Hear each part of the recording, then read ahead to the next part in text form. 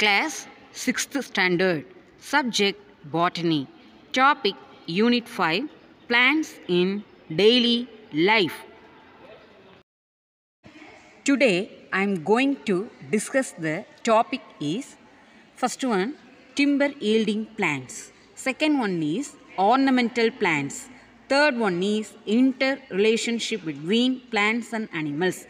And fourth one topic is uses of plants. Timber yielding plants. The wood needed for the construction of buildings and making of furniture are obtained from certain plants. We use wood for these purposes due to their features like durability, stylish finishing, and resistance to temperature changes. Timbers are classified into two types. First one is hardwoods and second one is softwoods. Hardwoods. Hardwoods are angiosperms.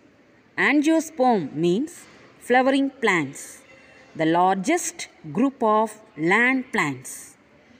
High quality furniture, decks, flooring and wooden construction are being made only using hardwood. Example, teak and jackfruit.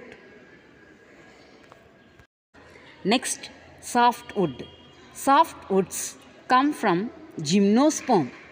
Gymnosperm means non-flowering plants. Certain angiosperms also yield softwood. Softwoods have a wide range of applications such as making plywood, wooden boxes, medium density fiber board and paper making. Example, kadampu pine tree. Next topic is ornamental plants. Importance of ornamental plants. Ornamental plants give a cooling effect in the house. They are used to make perfumes, medicines and dyes. They can be a source of income for the family. The growing of flowering and non-flowering ornamental plants is a thriving business in the cities and urban areas. Producing flowers from floral plant is an important section of horticulture.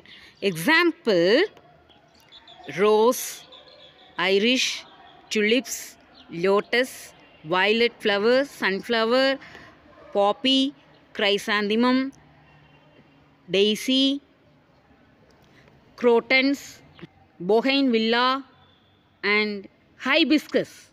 Next topic is floriculture. It is a branch of ornamental horticulture concerned with growing and marketing flowers and ornamental plants as well as with floral arrangement. Next topic is interrelationship between plants and animals. Animal-plant interaction. Animals depend on plants for their food and shelter. This relationship benefits not only animals but also plants. Such relationship is economically significant. For example, silkworms feed on mulberry leaves and live off mulberry plants. This relationship between a worm and a plant is economically useful for us in silk production. Bright colors of flowers, smell and honey attract insects as the insects go from one flower to another. They leave the pollen grains from their body. This results in cross-pollination and the formation of vegetables and fruits. These insect pollinators and birds need to be protected to produce the best yield. Bees are the best pollinators. They also give us honey. Plants and algae living in coral reefs are the food for variety of fishes. Fisheries work is done in these areas. Animals and birds play an important role in spreading seeds of various plants. The digestive enzymes in the digestive system of the birds soften the protective layer of these seeds and make it easier to germinate.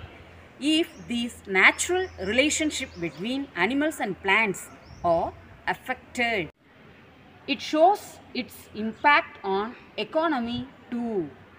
Other uses of plants. Now, I discuss with you 5 topics. First one is maintain soil fertility. Second one is prevent soil erosion. And third one is neem oil coated urea. Next, fourth one is biofuels. And fifth one is rubber and natural plastic. First topic is maintain soil fertility. Plants maintain soil fertility. Their droppings and shedding of leaves, fruits and other pods degrade in the soil to form humus. This humus increases soil fertility. Example, plants like blue-green alga and bacteria like Pseudomonas are also extensively used to fix nitrogen in the soil for agriculture. Next topic is prevent soil erosion. Plants, when grown in dense, will prevent soil erosion in times of wind or flood. The fertile top layer of soil is carried away by air or water. This is prevented by plants if grown around. Next topic is neem oil coated area. Farmers in India used urea as a fertilizer to increase the agricultural productivity. Indian scientists made neem coated urea which released nitrogen gradually and helps the plants to absorb maximum nitrogen. It reduces the impact of urea on an environment. Next topic is biofuels.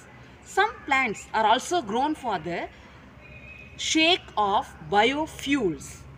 Plants' fuel is less toxic and it does not emit harmful gases and also less expensive. For example, Jatropha.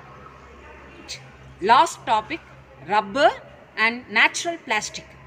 We obtain rubber for tire, wiring seats, etc. from plants. Natural plastics are also produced from plants which are biodegradable. So it does not do harm to our environment. Thank you.